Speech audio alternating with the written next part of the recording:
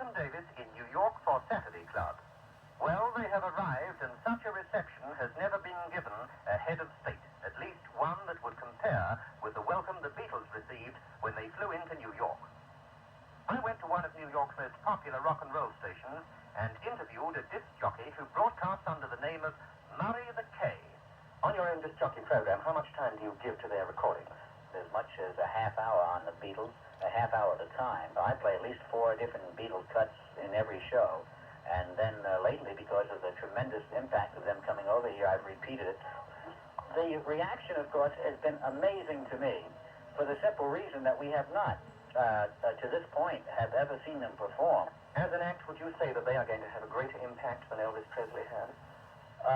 They've had already an initial impact greater than Elvis Presley had.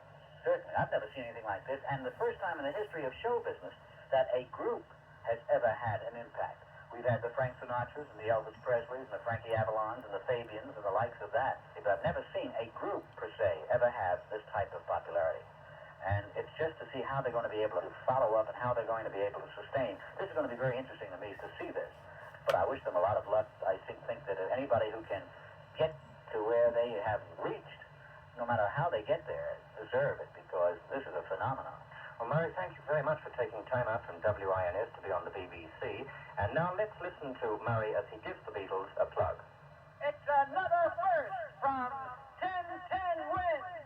How would you like an authentic Beatles sweatshirt worth $5? Yeah, I thought you would. Okay, now here's the whole story.